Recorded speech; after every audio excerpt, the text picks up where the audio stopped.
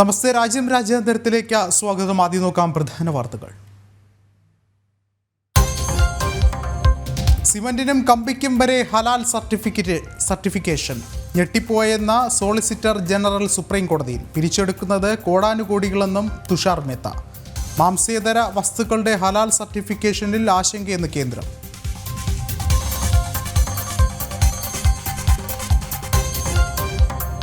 രാഷ്ട്രപതിയും പ്രധാനമന്ത്രിയും മഹാകുംഭമേളയിലേക്ക്. നരേന്ദ്രമോദി ഫെബ്രുവരി 5-നും ദ്രൗപദി മുർമു 10-നും പ്രയാഗ്രാജിലെത്തും. ഉപരാഷ്ട്രപതിയും ആഭ്യന്തരമന്ത്രിയും ഭാഗമാകും. കേരളത്തിലെ സന്യാസി ശ്രേഷ്ഠരും പുറപ്പെട്ടു.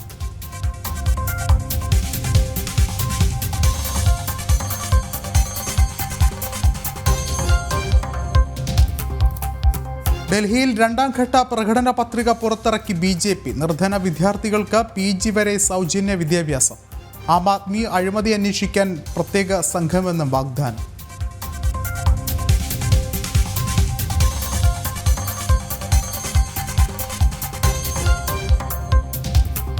പതിനാല് മാവോയിസ്റ്റുകളെ വധിച്ച് സുരക്ഷാ സേന. ഏറ്റുമുട്ടൽ ഛത്തീസ്ഗഡ് ഒഡീഷ അതിർത്തിയിൽ. ഓപ്പറേഷൻ കുലാരിഘട്ട റിസർവ് വനത്തിൽ.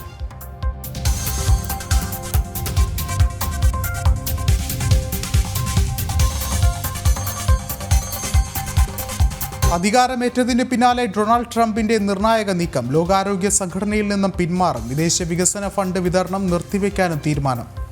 ഒഹിയോ ഗവർണറാകാൻ ഇന്ത്യൻ വംശജൻ വിവേക് രാമസ്വാമി.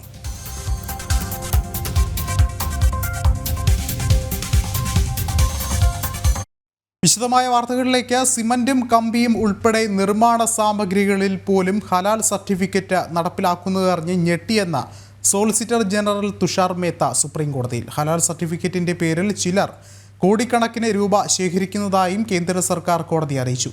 ഹലാൽ ഭക്ഷ്യവസ്തുക്കളുടെ ഗുണനിലവാരത്തിൽ ആശയക്കുഴപ്പമുണ്ടെന്നും UP സർക്കാരും വ്യക്തമാക്കി. ഹലാൽ സാക്ഷ്യപ്പെടുത്തിയ ഉൽപ്പന്നങ്ങളുടെ നിർമ്മാണം, സംഭരണം, വിതരണം എന്നിവ ഉത്തർപ്രദേശ് സർക്കാർ 2023 നിരോധിച്ചിരുന്നു. ഇത് ചോദ്യം ചെയ്തുകൊണ്ടുള്ള ഹർജികൾ സുപ്രീം കോടതി പരിഗണിക്കവെയാണ് സോളിസിറ്റർ ജനറൽ തുഷാർ മേത്ത ചില പരാമർശങ്ങൾ നടത്തിയത്. ഇതുവരെ മാംസത്തിലും ഭക്ഷ്യവസ്തുക്കളിലും ഹലാൽ സർട്ടിഫിക്കേഷൻ ഉണ്ടായിരുന്നു. അത് സ്വാഭാവികമായിരുന്നു. എന്നാൽ ഇന്ന് സിമന്റിലും കമ്പിയിലും കുപ്പിവെള്ളത്തിലും ഉൾപ്പെടെ ഹലാൽ സർട്ടിഫിക്കറ്റ് നടപ്പിലാക്കുന്നതറിഞ്ഞ് താൻ ഞെട്ടിപ്പോയി. ഇതിന്റെ വിശദാംശങ്ങൾ പരിശോധിച്ചാൽ എന്നെപ്പോലെ കോടതിയും ഞെട്ടുമെന്നും അദ്ദേഹം പറഞ്ഞു. ഹലാൽ സർട്ടിഫിക്കറ്റ് നൽകുന്നതിലൂടെ കോടിക്കണക്കിന് രൂപ ചിലർ പിരിച്ചെടുക്കുന്നുണ്ടെന്നും കേന്ദ്ര സർക്കാർ സുപ്രീം കോടതിയെ അറിയിച്ചു. ഹലാൽ സർട്ടിഫിക്കേഷൻ കാരണം ഉൽപ്പന്നങ്ങളുടെ വില വർദ്ധിക്കുന്നുണ്ടെന്നും അത് ഉപഭോക്താക്കളെ സാരമായി ബാധിക്കുന്നുണ്ടെന്നും സോളിസിറ്റർ ജനറൽ കൂട്ടിച്ചേർത്തു. എന്നാൽ ഹലാൽ ജീവിതശൈലിയാണെന്നും നിയമപരമായാണ് നടപ്പിലാക്കുന്നതെന്നും ജമാഅത്ത് ഉലമ-ഇ-ഹിന്ദ്, ഹലാൽ ട്രസ്റ്റ് തുടങ്ങിയ ഹർജിക്കാരുടെ അഭിഭാഷകൻ വാദിച്ചു. ഹലാൽ ഭക്ഷ്യോൽപ്പന്നങ്ങളുടെ ഗുണനിലവാരത്തിൽ ആശയക്കുഴപ്പമുണ്ടെന്നും ഹലാൽ സർട്ടിഫിക്കേഷൻ സംസ്ഥാനത്ത് സമാന്തര സംവിധാനമായി പ്രവർത്തിക്കുന്നത് നിയമവിരുദ്ധമാണെന്നും UP സർക്കാർ നൽകിയ സത്യവാങ്മൂലത്തിൽ വ്യക്തമാക്കിയിട്ടുണ്ട്. ജനം, ഡൽഹി. കൂടുതൽ വിവരങ്ങളുമായി ജിഷ്ണു കൃഷ്ണൻ ചേരുന്നുണ്ട്. ജിഷ്ണു, എന്താണ് മറ്റ് വിശദാംശങ്ങൾ? വിഷ്ണു, ഉത്തർപ്രദേശ് സർക്കാരുമായി ബന്ധപ്പെട്ട കേസ് പരിഗണിക്കവെയാണ് ഇത്തരം പരാമർശങ്ങൾ സോളിസിറ്റർ ജനറലിന്റെ ഭാഗത്തുനിന്ന് സുപ്രീം കോടതിയിൽ ഉണ്ടായിട്ടുള്ളത്. ഇതോടുകൂടി ഹലാൽ വിഷയം രാജ്യത്ത് വീണ്ടും സജീവ ചർച്ചാ വിഷയമാവുകയാണ്. സുപ്രീം കോടതിയിൽ സോളിസിറ്റർ ജനറൽ ചൂണ്ടിക്കാട്ടിയിട്ടുള്ളത് നേരത്തെ മാംസത്തിലും ഒപ്പം ഭക്ഷണ വസ്തുക്കളിലും ഹലാൽ സർട്ടിഫിക്കേഷൻ കണ്ടിരുന്നു.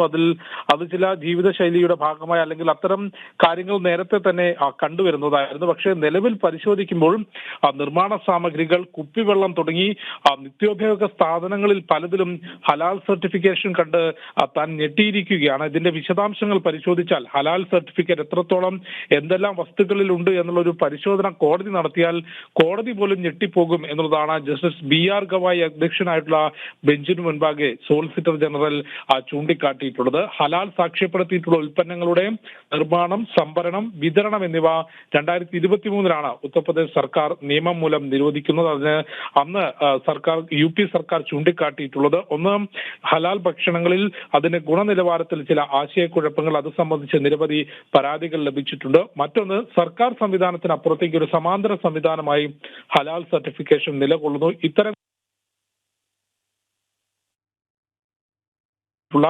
ഉൽപ്പന്നങ്ങളുടെ വിതരണവും സംഭരണവും ഒപ്പം നിർമ്മാണവും എല്ലാം തന്നെ UP സർക്കാർ നിയമം മൂലം നിരോധിച്ചത്. ഇത് ചോദ്യം ചെയ്തുകൊണ്ടുള്ള ഹർജി പരിഗണിക്കവെയാണ്, അതിന്റെ വാദം നടക്കവെയാണ് സുപ്രീം കോടതിയിൽ ഇത്തരത്തിൽ സിമന്റിലും കമ്പിയിലും ഉൾപ്പെടെ നിർമ്മാണ പ്രവർത്തനങ്ങൾ ഉപയോഗിക്കുന്ന സാമഗ്രികളിൽ പോലും ഹലാൽ സർട്ടിഫിക്കേഷൻ കണ്ട് ഞാൻ ഞെട്ടി എന്നുള്ളത് സോളിസിറ്റർ ജനറൽ തുഷാർ മേത്ത വ്യക്തമാക്കിയത്. ഒപ്പം ഹലാൽ സർട്ടിഫിക്കേഷൻ നടത്തുന്നതിലൂടെ ചിലർ കോടിക്കണക്കിന് രൂപ ശേഖരിക്കുന്നുണ്ട് എന്ന വിവരം കൂടി കേന്ദ്ര സർക്കാർ സുപ്രീം കോടതി അറിയിച്ചിട്ടുണ്ട്. ഇത്തരത്തിൽ ഹലാൽ സർട്ടിഫൈ ചെയ്യുന്നത് ചില ഉൽപ്പന്നങ്ങളുടെ വിലയിൽ വലിയ വർധനമുണ്ടാക്കുന്നു, അത് ഉപഭോക്താക്കളെ കാര്യമായി ബാധിക്കുന്നുണ്ട് എന്ന വാദം കൂടി സോളിസിറ്റർ ജനറൽ കൂട്ടിച്ചേർത്തിട്ടുണ്ട്. പക്ഷേ UP സർക്കാരിന്റെ നടപടി ചോദ്യം ചെയ്തുകൊണ്ട് ഹർജി സമർപ്പിച്ചിട്ടുള്ള കക്ഷികൾ, അതായത് ഒന്ന് ജമാഅത്ത് ഉലമ ഇ ഹിന്ദ്, ഒപ്പം ഹലാൽ ട്രസ്റ്റ് തുടങ്ങിയ ഹർജിക്കാർ കോടതിക്ക് മുൻപാകെ ഉന്നയിച്ചിട്ടുള്ളത് ഹലാൽ എന്നുള്ളതൊരു ജീവിത ശൈലിയാണ്, അത് രാജ്യത്ത് നിയമപരമായാണ് നടപ്പിലാക്കുന്നത് എന്ന വാദമാണ്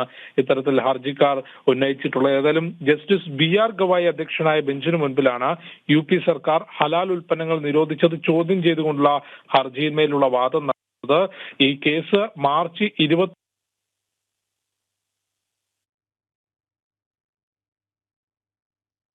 ജിഷ്ണുവാണ് വിവരങ്ങൾ നൽകിയത്. അമേരിക്കയുടെ 47ാമത് പ്രസിഡന്റായി സത്യപ്രതിജ്ഞ ചെയ്തിരിക്കുകയാണ് ഡൊണാൾഡ് ട്രംപ്. അമേരിക്കൻ പ്രസിഡന്റിനൊപ്പം അമേരിക്കയെ നയിക്കാൻ ചില ഭാരത വംശജരുമുണ്ട്. അവർ ആരെല്ലാമെന്ന് പരിശോധിക്കാം. ട്രംപിനൊപ്പം ആരെ എന്ന ചോദ്യത്തിനുള്ള ആദ്യ ഉത്തരമാണ് vice president JD Vance. JD Vance ഭാരതീയനല്ലെങ്കിലും അദ്ദേഹത്തിന്റെ നട്ടെല്ലായി നിൽക്കുന്ന ഭാര്യ ഉഷ ചിലകുരി ഭാരത വംശജയാണ്. ആന്ധ്രാപ്രദേശിലാണ് ഉഷയുടെ വേരുകൾ. ജനനം കാലിഫോർണിയയിലും. ഹിന്ദു ആചാരപ്രകാരമായിരുന്നു വാൻസിന്റെയും ഉഷയുടെയും വിവാഹം. വാൻസിന്റെ രാഷ്ട്രീയ പരിപാടികളിൽ മാർഗനിർദ്ദേശവും പിന്തുണയുമായി എപ്പോഴും ഉഷയുമുണ്ട്. അമേരിക്കയുടെ 50ാമത് വൈസ് പ്രസിഡന്റായി വാൻസിനെ തിരഞ്ഞെടുത്തപ്പോൾ US-ലെ ആദ്യ ഇന്ത്യൻ വംശജയായ സെക്കൻഡ് ലേഡി ആയിരിക്കുകയാണ് ഉഷ ചിലകുരി. അമേരിക്കൻ പ്രസിഡന്റ് നാമനിർദ്ദേശം ചെയ്ത മറ്റൊരാളാണ് കാഷ് പട്ടേൽ. ഡൊണാൾഡ് ട്രംപിന്റെ വിശ്വസ്തനും പിന്തുണക്കാരനുമാണ് Kash Patel. Federal bureau of ഇൻവെസ്റ്റിഗേഷന്റെ ഡയറക്ടർ എന്ന നിലയിലാണ് കാഷ് അധികാരത്തിൽ വരുന്നത്. ട്രംപ് ഭരണകൂടത്തിൽ അദ്ദേഹത്തിനുള്ള പങ്ക് നിർണായകമാണ്. US സർക്കാരിന്റെ സുപ്രധാന സ്ഥാനങ്ങളിൽ സേവനമനുഷ്ഠിച്ച ഇന്ത്യൻ വംശജനായ അഭിഭാഷകനാണ് കാഷ് പട്ടേൽ. 1980 ഫെബ്രുവരി 25 ന്യൂയോർക്കിൽ ജനിച്ച പട്ടേലിന്റെ വേരുകൾ ഗുജറാത്തിലെ വഡോദരയിലാണ്. റിച്ച്മണ്ട് സർവകലാശാലയിൽ നിന്ന് ബിരുദം നേടിയ അദ്ദേഹം പിന്നീട് പേസ് സർവകലാശാലയിലെ സ്കൂൾ ഓഫ് ലോയിൽ നിന്നും ജൂറിസ് ഡോക്ടർ നേടി. കഴിഞ്ഞ ട്രംപ് സർക്കാരിന്റെ വിവിധ ഇന്റലിജൻസ് വകുപ്പുകളുടെ മേധാവി കൂടിയായിരുന്നു കാഷ് പട്ടേൽ. കൊൽക്കത്തയിൽ നിന്നുള്ള സാമ്പത്തിക വിദഗ്ധനായ ജയ് ഭട്ടാചാര്യയാണ് അമേരിക്കയെ നയിക്കുന്ന മറ്റൊരാൾ. നാഷണൽ ഇൻസ്റ്റിറ്റ്യൂട്ട് ഓഫ് ഹെൽത്ത് ഡയറക്ടറായാണ് ജയ് ഭട്ടാചാര്യയെ ട്രംപ് നാമനിർദ്ദേശം ചെയ്തത്. 1968 കൊൽക്കത്തയിൽ ജനിച്ച ജയ് ഭട്ടാചാര്യ സ്റ്റാൻഫോർഡ് സർവകലാശാലയിൽ നിന്നാണ് MD-യും PhD-യും നേടിയത്. സാൻഫോർഡിൽ ഹെൽത്ത് പോളിസി പ്രൊഫസർ കൂടിയാണ് ജയ് ഭട്ടാചാര്യ. നൂതന ക്ലിനിക്കൽ പരീക്ഷണങ്ങളും മെഡിക്കൽ പഠനങ്ങൾക്ക് ധനസഹായവും ഉറപ്പാക്കുന്ന US ബയോമെഡിക്കൽ ഗവേഷണത്തിന് മേൽനോട്ടം വഹിക്കുന്ന നാഷണൽ ഇൻസ്റ്റിറ്റ്യൂട്ട് ഓഫ് ഹെൽത്തിനെ വിപുലീകരിക്കാനുള്ള ശ്രമങ്ങളായിരിക്കും ആദ്യഘട്ടത്തിൽ ഭട്ടാചാര്യയുടെ ലക്ഷ്യം. ട്രംപ് 2.0 ക്യാബിനറ്റിൽ നാമനിർദ്ദേശം ചെയ്യപ്പെട്ട 4ാമത്തെ ഭാരത വംശജയാണ് ഹർമിത് K. ധില്ലോൺ. അമേരിക്കൻ അഭിഭാഷകയായ ഹർമിതിനെ നീതിന്യായ വകുപ്പിലെ പൗരാവകാശങ്ങൾക്കായുള്ള അസിസ്റ്റന്റ് അറ്റോർണി ജനറലായാണ് തെരഞ്ഞെടുത്തത്. യൂണിവേഴ്സിറ്റി ഓഫ് വെർജീനിയ ലോ സ്കൂളിൽ നിന്നും ബിരുദം നേടിയ അവർ US 4th circuit court of അപ്പീൽസിൽ ക്ലർക്കായിരുന്നു. ജനങ്ങളുടെ അവകാശങ്ങൾ സംരക്ഷിക്കുന്നതിനും അത് നേടിക്കൊടുക്കുന്നതിനും ഹർമിത് വഹിക്കുന്ന പങ്ക് വളരെ വലുതെന്നായിരുന്നു അമേരിക്കൻ പ്രസിഡന്റ് ഡൊണാൾഡ് ട്രംപിന്റെ അഭിപ്രായം. ഇന്ത്യൻ അമേരിക്കൻ വംശജനായ ശ്രീറാം കൃഷ്ണനും ട്രംപ് 2.0-ൽ മുഖ്യധാരയിലുണ്ട്. നിർമ്മിത ബുദ്ധി നയത്തിന്റെ ഉപദേശകനായാണ് ശ്രീറാം കൃഷ്ണനെ ട്രംപ് നിയോഗിച്ചിരിക്കുന്നത്. White House science and technology senior AI policy അഡ്വൈസറായി ശ്രീറാമിനെ നിയമിച്ച കാര്യം ട്രംപ് നേരത്തെ വ്യക്തമാക്കിയിരുന്നു. White House AI and crypto czar ഉദ്യോഗസ്ഥനായ ഡേവിഡ് സാക്സിനൊപ്പം അമേരിക്കയെ നയിക്കാൻ ഇനി ശ്രീറാം കൃഷ്ണനുമുണ്ടാകും. ഇലോൺ മസ്കുമായി അടുത്ത ബന്ധമുള്ള വ്യക്തിയാണ് ശ്രീറാം കൃഷ്ണൻ. ട്വിറ്ററിൽ മാറ്റങ്ങൾ വരുത്തുന്നതിനും മസ്ക് ശ്രീറാമിനെ നിയോഗിച്ചിരുന്നു. ഭാരത വംശജയല്ലെങ്കിലും ഭാരതത്തോട് ഏറെ അനുഭാവം പുലർത്തുന്ന വ്യക്തിയാണ് തുൾസി ഗബ്ബാർഡ്. US ജനപ്രതിനിധി സഭ മുൻ അംഗമായ തുൾസി ഗബ്ബാർഡിനെ നാഷണൽ ഇന്റലിജൻസ് മേധാവിയായാണ് ട്രംപ് നിയമിച്ചിരിക്കുന്നത്. ട്രംപിന്റെ വിശ്വസ്തരിൽ ഒരാളാണ് തുൾസി. US പാർലമെന്റിന്റെ ഹിന്ദുമത വിശ്വാസിയായ ആദ്യ അംഗമാണ് തുൾസി. ഭാരതീയ സംസ്കാരത്തെ ഹൃദയത്തോട് ചേർത്ത് നിർത്തുന്ന തുൾസി ഭഗവത്ഗീതയിൽ തൊട്ടാണ് സത്യപ്രതിജ്ഞ ചെയ്തത്. അമേരിക്കൻ പൗരയാണെങ്കിലും തുൾസിയുടെ അമ്മ തികഞ്ഞ ഹിന്ദുമത വിശ്വാസിയാണ്. ആർമി നാഷണൽ അംഗമായിരുന്ന തുൾസി ഭാരതീയ സംസ്കാരത്തെ നെഞ്ചിലേറ്റി ഇനി അമേരിക്കയെ നയിക്കാൻ മറ്റു ഭാരത വംശജർക്കൊപ്പം ഉണ്ടാകും. ലോകാരോഗ്യ സംഘടനാ അംഗത്വത്തിൽ നിന്ന് പിന്മാറാൻ ട്രംപ് പ്രാഥമിക നടപടികൾ ആരംഭിക്കാനുള്ള എക്സിക്യൂട്ടീവ് ഉത്തരവിൽ ട്രംപ് ഒപ്പുവെച്ചു. ചൈന ലോകാരോഗ്യ സംഘടനയ്ക്ക് നൽകുന്ന തുകയേക്കാൾ വലിയ തുക അമേരിക്ക നൽകേണ്ടി വരുന്നതിലെ എതിർപ്പാണ് നടപടിക്ക് പിന്നിൽ. ലോകാരോഗ്യ സംഘടനയ്ക്ക് നൽകുന്ന തുക സംബന്ധിച്ച് നേരത്തെ പ്രസിഡന്റായിരുന്ന കാലത്ത് ട്രംപ് എതിർപ്പ് പ്രകടിപ്പിച്ചിരുന്നു. തുടർന്ന് ഇക്കാര്യത്തിൽ ചർച്ചകൾ നടന്നെങ്കിലും പിന്നീട് വന്ന ബൈഡൻ ഭരണകൂടം ഉയർന്ന തുക നൽകാൻ ധാരണ ഉണ്ടാക്കിയെന്നും ട്രംപ് പറഞ്ഞു. So we paid $500 million to World Health when I was here, and I terminated it. China with 1.4 billion people, we have 350 to pay. We have, nobody knows what we have because so many people came in illegally, but let's say we have 325. They had 1.4 billion. They were paying 39 million, we were paying 500 million. It seemed a little unfair to me. ലോകാരോഗ്യ സംഘടനയിൽ നിന്നും പിന്മാറാനുള്ള executive order പുറപ്പെടുവിച്ചതായും Trump അറിയിച്ചു. So that wasn't the reason, but I dropped out. They offered me to come back for 39 million. In theory, it should be less than that, but you know. And when Biden came back, they came back for 500 million. He knew that you could have come back for 39 million. They wanted us back so badly, so we'll see what happens. Mr. President, Pretty sad to think of it. China pays 39 million and we pay 500 million, and China's a bigger country. American ജനതയുടെ ആരോഗ്യ സംരക്ഷണത്തിന് തുക ഉപയോഗിക്കുമെന്ന നിലപാടാണ് ട്രംപിനുള്ളത്. ലോകാരോഗ്യ സംഘടനയുടെ 1/5 funding അമേരിക്കയുടെ സംഭാവനയാണെന്നതും യാഥാർത്ഥ്യമാണ്. International desk, ജനം. അമേരിക്കയിൽ ജനിക്കുന്ന വിദേശികളുടെ കുട്ടികൾക്ക് പൗരത്വം നൽകുന്നത് മാറ്റം വരുത്താനുള്ള ഉത്തരവിൽ ട്രംപ് ഒപ്പുവെച്ചു. 2021 ക്യാപിറ്റോൾ ആക്രമണത്തിൽ പങ്കാളിയായവർക്ക് മാപ്പ് നൽകാനുള്ള ഉത്തരവിലും അദ്ദേഹം ഇന്ന് ഒപ്പുവെച്ചു. വിദേശ വികസന ഫണ്ട് വിതരണം നിർത്തിവെക്കാൻ ട്രംപ് നിർദ്ദേശം നൽകിയിട്ടുണ്ട്. നിർണായകമായ നിരവധി തീരുമാനങ്ങളാണ് അധികാരമേറ്റെടുത്ത ഉടൻ തന്നെ ട്രംപ് നടപ്പാക്കിയത്. അമേരിക്കയിൽ ജനിക്കുന്ന കുട്ടികൾക്ക് സ്വാഭാവികമായി പൗരത്വം ലഭിക്കുന്നതിനുള്ള നിയമം മാറ്റം വരുത്താനുള്ള ഉത്തരവിൽ അദ്ദേഹം ഒപ്പുവെച്ചു. അനധികൃതമായി കുടിയേറിയവരുടെ കുട്ടികൾക്കും ഇത്തരത്തിൽ പൗരത്വം ലഭിക്കുമായിരുന്നു. സ്വാഭാവികമായും കുട്ടികളുടെ സംരക്ഷണത്തിനായി അനധികൃതമായി കുടിയേറിയവരെ അമേരിക്കയിൽ തുടരാൻ അനുവദിക്കുകയും ചെയ്യേണ്ടി വന്നു. ഈ സാഹചര്യം ഒഴിവാക്കാനാണ് ഭരണഘടനയുടെ 14ാം ഭേദഗതി മൂലം അമേരിക്കയിൽ നിലനിൽക്കുന്ന വ്യവസ്ഥ മാറ്റാനുള്ള നീക്കം ട്രംപ് ആരംഭിച്ചത്. 2021 ക്യാപിറ്റോൾ ആക്രമണ കേസിൽ പ്രതികളായ 1600 പേർക്കും ട്രംപ് മാപ്പ് അനുവദിച്ചു. കേസ് അന്വേഷിച്ച ഉദ്യോഗസ്ഥർക്ക് സ്ഥാനമൊഴിയുന്നതിന് മുൻപേ മുൻ പ്രസിഡന്റ് ജോ ബൈഡൻ മുൻകൂർ മാപ്പ് നൽകിയിരുന്നു.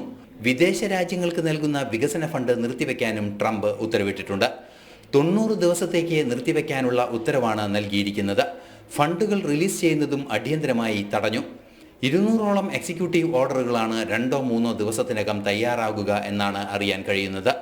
അമേരിക്കയുടെ സമഗ്ര വികസനത്തിനുള്ള നടപടികൾ സ്വീകരിക്കാൻ സുസജ്ജമായ നീക്കമാണ് ട്രംപ് നടത്തുന്നത്. ഇന്റർനാഷണൽ ഡെസ്ക്, ജനം.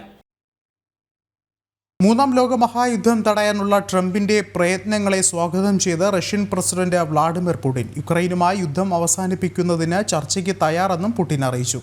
പ്രസിഡന്റായി സത്യപ്രതിജ്ഞ ചെയ്ത ഡൊണാൾഡ് ട്രംപിന് ആശംസകൾ അറിയിക്കുന്നതിനിടെയായിരുന്നു അദ്ദേഹത്തിന്റെ പ്രതികരണം. ലോകം 3ാമതൊരു മഹായുദ്ധത്തിലേക്ക് പോകാതിരിക്കാൻ ശ്രമിക്കുമെന്ന് സത്യപ്രതിജ്ഞ ചെയ്യുന്നതിന് തൊട്ടുമുമ്പ് ട്രംപ് വ്യക്തമാക്കിയിരുന്നു. യുക്രൈൻ യുദ്ധം അവസാനിപ്പിക്കാനുള്ള നടപടികൾ സ്വീകരിക്കുമെന്ന് അദ്ദേഹം അറിയിക്കുകയും ചെയ്തു.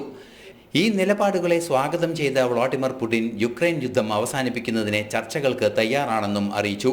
They have always been ready to maintain peaceful relationship with any American administration. I have said that many times. We would like to see the dialogue built upon equality and mutual respect, considering the common positions on our country on a number of international issues, including strengthening security and political stability. We're also open for dialogue with the new US administration on the Ukrainian conflict. പ്രസിഡന്റായി സത്യപ്രതിജ്ഞ ചെയ്തതിനു ശേഷം നടത്തിയ പ്രസംഗത്തിലും Ukraine വിഷയം Trump പരാമർശിച്ചിരുന്നു. I can only tell you, you're going to be very happy. You're going to watch a lot of good things happen. We got to stop some wars that are happening and going on. Some stupid things are happening. The war with Ukraine would have never happened, and it has. As you know, Israel would have never been hit on October 7th, and none of you would be up here. None of you would even know anything about this tragedy that you're going through right now. Ukraine യുദ്ധത്തിൽ റഷ്യയ്ക്ക് അനുകൂലമായ നിലപാട് Trump സ്വീകരിക്കുമെന്ന് നേരത്തെ സൂചനകൾ പുറത്തു വന്നിരുന്നു. യുക്രൈനുള്ള ആയുധ വിതരണം നിർത്തിവെക്കും എന്നുൾപ്പെടെ ട്രംപിന്റെ ഭാഗത്തു നിന്ന് പ്രഖ്യാപനവുമുണ്ടായി. ഈ സാഹചര്യത്തിൽ കൂടിയാണ് പുടിൻ നിലപാട് വ്യക്തമാക്കിയത് എന്നതും ശ്രദ്ധേയം. ഇന്റർനാഷണൽ ഡെസ്ക്, ജനം. തുർക്കിയിലെ റിസോർട്ടിലുണ്ടായ തീപിടുത്തത്തിൽ 66 പേർ മരിച്ചു, 51 പേർക്ക് പരിക്കേറ്റു. ബോലു മലനിരകളിലെ ഗ്രാൻഡ് കാർട്ടൽ ഹോട്ടലിലാണ് തീപിടുത്തമുണ്ടായത്. കൂടുതൽ വിവരങ്ങളുമായി ഐസൻ ജോസ് ചേർന്നുണ്ട്. ഐസൻ, എപ്പോഴാണ് അപകടം സംഭവിച്ചത്? വിഷ്ണു, അല്പസമയം മുമ്പാണ് അഗ്നി കത്തിപ്പടർന്നത് എന്നാണ് ഇപ്പോൾ നമുക്ക് വിവരങ്ങളിൽ നിന്നെല്ലാം തന്നെ മനസ്സിലാക്കാൻ സാധിക്കുന്നത്. തുർക്കിയിലെ ബൊലു മലനിരകളിലെ ഒരു റിസോർട്ടിലും ഒരു റിസോർട്ട് കം ഹോട്ടലിലായിരുന്നു വൻതോതിൽ ഇത്തരത്തിൽ തീപിടുത്തമുണ്ടായത്. തീപിടുത്തത്തിൽ 66 പേർ മരിച്ചു എന്നാണ് അറിയാൻ സാധിക്കുന്നത്. അഗ്നിരക്ഷാ സുരക്ഷാ സംവിധാനങ്ങളൊക്കെ കാര്യക്ഷമമായി പ്രവർത്തിച്ചിട്ടുണ്ടോ എന്ന ആശയക്കുഴപ്പം ഇപ്പോൾ നിലനിൽക്കുന്നുണ്ട്. എങ്കിൽ കൂടി കൂടുതൽ സ്ഥിരീകരണങ്ങളൊന്നും തന്നെ ലഭ്യമായിട്ടില്ല. ഫയർ ടെൻഡറുകളും മറ്റും ശക്തമായി തീയണയ്ക്കാനുള്ള നീക്കങ്ങൾ നടത്തുകയും ചെയ്തു. 66 പേർ സംഭവ സ്ഥലത്ത് വെച്ച് തന്നെ മരിച്ചു. ശ്വാസം മുട്ടിയും പൊള്ളലേറ്റും മരിച്ചു എന്നാണ് ഇപ്പോൾ അറിയാൻ സാധിക്കുന്നത്. ചിലരൊക്കെ രക്ഷപ്പെടുന്നതിന് വേണ്ടി ഹോട്ടലിന്റെ മുകളിലെ നിലകളിൽ നിന്നെല്ലാം താഴേക്ക് ചാടുകയും അത്തരത്തിലുള്ള പ്രശ്നങ്ങൾ ഉണ്ടായത് ഉൾപ്പെടെ അപകടത്തിൽ പരിക്കേറ്റവരുടെ എണ്ണം 55ഓളം എത്തിയിട്ടുണ്ട് എന്നാണ് അറിയാൻ സാധിക്കുന്നത്. നിലവിലെ സാഹചര്യത്തിൽ തീപിടുത്തത്തിന്റെ കാരണം സംബന്ധിച്ച വിശദീകരണങ്ങൾ ഒന്നും തന്നെ ലഭ്യമായിട്ടില്ല. എങ്കിലും വൻതോതിൽ തീപിടുത്തം ഉണ്ടായിട്ടുണ്ട് എന്ന ദൃശ്യങ്ങളിൽ നിന്നെല്ലാം തന്നെ മനസ്സിലാക്കാൻ സാധിക്കുന്നുണ്ട്. ഇനിയും മരണസംഖ്യ ഉയർന്നേക്കാനുള്ള സാധ്യത തള്ളിക്കളയാനാവില്ല എന്ന സൂചനകളും അധികാരികളിൽ നിന്നും വരുന്നുണ്ട്. വിഷ്ണു. യെസ്, ഐസൻ ജോസാണ് വിവരങ്ങൾ നൽകിയത്. രണ്ടാം ഘട്ടം ബന്ദികളുടെ മോചനം അടുത്ത ശനിയാഴ്ച നടക്കുമെന്ന ഹമാസ്. 25-ാം തീയതി 4 പേരുടെ മോചനമായിരിക്കും നടപ്പിലാക്കുക. തുടർന്നുള്ള ഓരോ ശനിയാഴ്ചകളിലും 3 ബന്ദികളുടെ മോചനം നടപ്പിലാക്കുമെന്നും ഹമാസ് അറിയിച്ചു. വെടിനിർത്തൽ നടപ്പിലായതിനു ശേഷം 42-ാം ദിവസം തികയുന്ന വേളയിൽ 14 പേരുടെ മോചനവും സാധ്യമാകുമെന്നുമാണ് ഹമാസിന്റെ അറിയിപ്പിൽ പറയുന്നത്. ഐസൻ ജോസ് ഒരിക്കൽ കൂടി ചേർന്നുണ്ട്. ഐസൻ, എന്താണ് മറ്റു വിവരങ്ങൾ? ഇപ്പോൾ നേരത്തെ സൂചിപ്പിച്ചതുപോലെ ശനിയാഴ്ച നേരത്തെ 3 പേരുടെ മോചനം, അതായത് ഇക്കഴിഞ്ഞ ദിവസമാണ് 3 പേരുടെ മോചനം യാഥാർത്ഥ്യമായത്. ഇനി ഈ ശനിയാഴ്ച അടുത്ത 4 പേരുടെ മോചനം കൂടി സാധ്യമാകുമെന്നാണ് അറിയിച്ചിരിക്കുന്നത്. തുടർന്ന് ഉള്ള ഓരോ ശനിയാഴ്ചകളിലും 4 ശനിയാഴ്ചകളിലും 3 പേർ വീതം മോചിപ്പിക്കപ്പെടും. അവസാനത്തെ ദിവസം, അതായത് ഈ വെടിനിർത്തൽ കരാറിന്റെ യാഥാർത്ഥ്യമായതിന്റെ 42-ാം ദിവസം ഇനി ബാക്കിയുള്ള 14 പേരുടെ മോചനവും സാധ്യമാകുമെന്നാണ് അറിയിച്ചിരിക്കുന്നത്. ഘട്ടം ഘട്ടമായാണ് മോചനങ്ങൾ നടത്തുക. അതുപോലെ തന്നെ ആദ്യഘട്ടത്തിൽ ഇത്രയും പേരുടെ മോചനം സാധ്യമാക്കും. ബാക്കിയുള്ളവരുടെ മോചനം 2ാം ഘട്ടത്തിലും സാധ്യമാകുമെന്നാണ് അറിയാൻ സാധിക്കുന്നത്. നിലവിലെ സാഹചര്യത്തിൽ 2ാം ഘട്ടത്തിൽ കൂടുതൽ കാര്യക്ഷമമായ രീതിയിൽ മോചന പ്രക്രിയകൾ തുടരാനുള്ള സാധ്യതയുമുണ്ട്. എന്നാൽ നിലവിൽ ഇപ്പോൾ നമുക്ക് ലഭ്യമാകുന്ന വിവരങ്ങൾ അനുസരിച്ച് ഈ ശനിയാഴ്ച വരുന്ന ഓരോ ശനിയാഴ്ചകളിലും 4 പേരെ വീതം വിട്ടയക്കാനുള്ള ഒരു തീരുമാനമാണ് ഹമാസിന്റെ ഭാഗത്തു നിന്നുണ്ടായിരിക്കുന്നത്. പക്ഷേ ഈ തീരുമാനത്തെ ഏത് രീതിയിലാണ് ഇസ്രായേൽ കൈക്കൊണ്ടിട്ടുള്ളത്, അല്ലെങ്കിൽ ഏത് രീതിയിലാണ് നടപ്പാക്കുക എന്നെല്ലാം തന്നെ കാത്തിരുന്ന് കാണേണ്ടതുണ്ട്. എന്ത് തന്നെയായാലും നിലവിൽ ഈ ബന്ദികളുടെ മോചനം വീണ്ടും തുടരും. എല്ലാ ശനിയാഴ്ചകളിലും അത് ആവർത്തിക്കുമെന്ന് തന്നെയാണ് അറിയിച്ചിരിക്കുന്നത് ഹമാസ്. ശരി, ഐസൻ ജോസാണ് വിവരങ്ങൾ പങ്കുവച്ചത്. ജമ്മു കശ്മീരിലെ രജൌരി ജില്ലയിലുണ്ടായ മരണങ്ങളിലെ ദുരൂഹത നീക്കാനായിട്ടില്ലെന്ന് മുഖ്യമന്ത്രി ഒമർ അബ്ദുള്ള. ബാക്ടീരിയയോ വൈറസോ മറ്റ് ആരോഗ്യ കാരണങ്ങളോ അല്ല മരണങ്ങൾക്ക് ഇടയാക്കിയത്. സംഭവം പോലീസിന്റെ പ്രത്യേക സംഘം അന്വേഷിക്കുമെന്നും മുഖ്യമന്ത്രി പറഞ്ഞു. 3 കുടുംബങ്ങളിലെ 17 പേരാണ് കഴിഞ്ഞ കുറച്ച് ദിവസങ്ങൾക്കിടെ മരിച്ചത്. 14 കുട്ടികൾ ഉൾപ്പെടെ 3 കുടുംബത്തിലെ 17 പേർ ഇതുവരെ മരണപ്പെട്ടു. ആദ്യ മരണം സംഭവിക്കുന്നത് 2024 ഡിസംബർ 7-നാണ്. പനി, അമിതമായി വിയർക്കൽ, ഛർദി, നിർജ്ജലീകരണം, ബോധക്ഷയം തുടങ്ങിയവയായിരുന്നു മരിച്ചവരിൽ കണ്ട പ്രധാന ലക്ഷണങ്ങൾ. ഗ്രാമത്തിൽ അജ്ഞാത രോഗം പൊട്ടിപ്പുറപ്പെട്ടു എന്ന പ്രചരണങ്ങൾ കേന്ദ്ര ആരോഗ്യ മന്ത്രാലയം തള്ളി. വൈറസോ ബാക്ടീരിയയോ മൂലമുള്ള രോഗമല്ല മരണത്തിലേക്ക് നയിച്ചിരിക്കുന്നതെന്ന് കേന്ദ്ര സംഘം വിലയിരുത്തി. രജൌരി ജില്ലയിലെ ബാദൽ ഗ്രാമത്തിലുണ്ടായ മരണങ്ങളിലെ ദുരൂഹതകൾ ഒഴിയുന്നില്ല. സംഭവം അന്വേഷിക്കാൻ പോലീസിന്റെ പ്രത്യേക സംഘത്തിന് രൂപം നൽകിയതായി മുഖ്യമന്ത്രി ഒമർ അബ്ദുള്ള പറഞ്ഞു. सिविल इंतजामिया की तरफ से, पुलिस के सिट की तरफ से और गवर्नमेंट ऑफ इंडिया की टीम की तरफ से मिलके हम इस जो हुआ है यहाँ पे, इसके तमाम जो सवालात आए हैं उनका जवाब हम खोज के निकाल लेंगे. ആരോഗ്യം, രാസവളം, കൃഷി മന്ത്രാലയങ്ങളിലെ ഉദ്യോഗസ്ഥർ നടത്തിയ പരിശോധനയിൽ പ്രദേശത്തെ വെള്ളത്തിൽ കീടനാശിനിയുടെ അംശം കണ്ടെത്തിയിരുന്നു. എന്നാൽ ഇതൊന്നും മരണകാരണമാകില്ലെന്ന് കേന്ദ്ര സംഘം അറിയിച്ചു. ജലസംഭരണിയിലെ വെള്ളം മലിനമായതും 17 പേരുടെ മരണവും തമ്മിൽ നേരിട്ട് ബന്ധമില്ലെന്നും ആരോഗ്യ വിഭാഗം വിലയിരുത്തി. ജനം, ഡൽഹി. ഡൽഹി നിയമസഭാ തെരഞ്ഞെടുപ്പിൽ പ്രകടന പത്രികയുടെ 2ാം ഘട്ടം പുറത്തിറക്കിയിരിക്കുകയാണ് BJP. സാമ്പത്തിക ബുദ്ധിമുട്ടുള്ള വിദ്യാർത്ഥികൾക്ക് PG വരെ സൗജന്യ വിദ്യാഭ്യാസം, പിന്നാക്ക വിഭാഗത്തിലെ കുട്ടികൾക്ക് പ്രത്യേക സ്കോളർഷിപ്പ്, ഓട്ടോ ടാക്സി തൊഴിലാളികൾക്ക് ക്ഷേമനിധി ബോർഡ് രൂപീകരിക്കുമെന്നും BJP. ഡൽഹിയിൽ അഴിമതി പൂർണ്ണമായും തുടച്ചു നീക്കുമെന്നും പ്രകടന പത്രിക പുറത്തിറക്കിയ മുൻ കേന്ദ്രമന്ത്രി കൂടിയായ അനുരാഗ് സിംഗ് ഠാക്കൂർ പറഞ്ഞു. ഫെബ്രുവരി 5-ന് വോട്ടെടുപ്പ് നടക്കുന്ന ഡൽഹിയിൽ BJP പ്രകടന പത്രികയുടെ 2ാം ഘട്ടം പുറത്തിറക്കി. സാമ്പത്തിക ബുദ്ധിമുട്ട് അനുഭവിക്കുന്ന കുട്ടികൾക്ക് LKG മുതൽ PG വരെ സൗജന്യ വിദ്യാഭ്യാസം ഉറപ്പാക്കും. സിവിൽ സർവീസ് ഉൾപ്പെടെ മത്സര പരീക്ഷകൾക്ക് തയ്യാറെടുക്കുന്ന വിദ്യാർത്ഥികൾക്ക് 15,000 രൂപ വരെ സാമ്പത്തിക സഹായം. സാങ്കേതിക പഠനം നടത്തുന്ന പിന്നാക്ക വിഭാഗത്തിലെ വിദ്യാർത്ഥികൾക്ക് ഭീംറാവു അംബേദ്കർ സ്റ്റൈപ്പൻഡ് ഇനത്തിൽ പ്രത്യേക സ്കോളർഷിപ്പ് നൽകും തുടങ്ങിയ വാഗ്ദാനങ്ങളാണ് പ്രകടന പത്രികയിൽ BJP നൽകിയത്.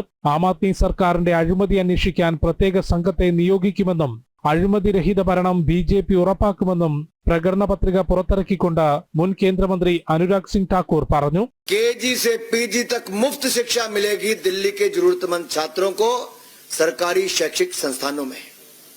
जी हां, आपने ठीक सुना. KG से PG तक मुफ्त शिक्षा प्रदान करेंगे जरूरतमंद छात्रों को सरकारी शैक्षिक संस्थानों में. ഓട്ടോ ടാക്സി തൊഴിലാളികൾക്ക് ക്ഷേമ ബോർഡ് രൂപീകരിക്കുമെന്നും ഡ്രൈവർമാർക്ക് 10 ലക്ഷം രൂപ ലൈഫ് ഇൻഷുറൻസും അപകട ഇൻഷുറൻസും നൽകുമെന്നും BJP വാഗ്ദാനം ചെയ്തു. മഹിളാ സ്മൃതിയിലൂടെ വനിതകൾക്ക് പ്രതിമാസം 2,500 രൂപ ഉൾപ്പെടെയുള്ള പ്രഖ്യാപനങ്ങളുമായി പ്രകടന പത്രികയുടെ ആദ്യഘട്ടം നേരത്തെ BJPയുടെ ദേശീയ അധ്യക്ഷൻ JP നദ്ദ പുറത്തിറക്കിയിരുന്നു. ജനം, ഡൽഹി. ഛത്തീസ്ഗഡ് ഒഡീഷ അതിർത്തിയിൽ 16 മാവോയിസ്റ്റ് ഭീകരരെ വധിച്ച് സുരക്ഷാസേന. ഛത്തീസ്ഗഡിലെ കുലാരിഘട്ട് റിസർവ് വനത്തിൽ ഇന്നലെ അർദ്ധരാത്രി തുടങ്ങിയ ഏറ്റുമുട്ടൽ ഇപ്പോഴും തുടരുകയാണ്. ഒഡീഷയിലെയും ഛത്തീസ്ഗഡിലെയും പോലീസ് സേനയും സെൻട്രൽ റിസർവ് പോലീസ് സേനയും ചേർന്നാണ് ഓപ്പറേഷൻ നടത്തുന്നത്. കൊല്ലപ്പെട്ടവരിൽ നിന്ന് വൻ ആയുധശേഖരങ്ങളും കണ്ടെടുത്തു. സുരക്ഷാസേനയെ കേന്ദ്ര ആഭ്യന്തരമന്ത്രി അമിത്ഷാ അഭിനന്ദിച്ചു. മാവോയിസ്റ്റ് ഭീകരത തുടച്ചു നീക്കുന്നതിൽ കെട്ടിപ്പടുക്കുന്നതിൽ സുരക്ഷാസേന വൻ വിജയം കൈവരിച്ചതായി കേന്ദ്ര ആഭ്യന്തരമന്ത്രി പറഞ്ഞു. അക്രമിയുടെ കുത്തേറ്റ് ചികിത്സയിലായിരുന്ന നടൻ സെയ്ഫ് അലി ഖാൻ ആശുപത്രി വിട്ടു. 5 ദിവസത്തെ ആശുപത്രി വാസത്തിന് ശേഷം താരം ഡിസ്ചാർജ് ആയതായി ആശുപത്രി അധികൃതർ അറിയിച്ചു. ഏതാനും ദിവസത്തെ വിശ്രമം വേണമെന്നും ഡോക്ടർമാർ നിർദ്ദേശം നൽകിയിട്ടുണ്ട്.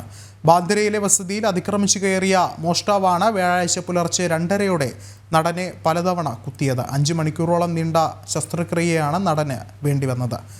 2 മുറിവുകൾ ആഴത്തിലുള്ളതായിരുന്നു. നട്ടലിന് സമീപം തറച്ചിരുന്ന കത്തിയുടെ ഭാഗങ്ങൾ ഡോക്ടർമാർ നീക്കിയിരുന്നു. സെയ്ഫ് അലി ഖാന്റെ മൊഴി പിന്നീട് പോലീസ് രേഖപ്പെടുത്തിയേക്കും.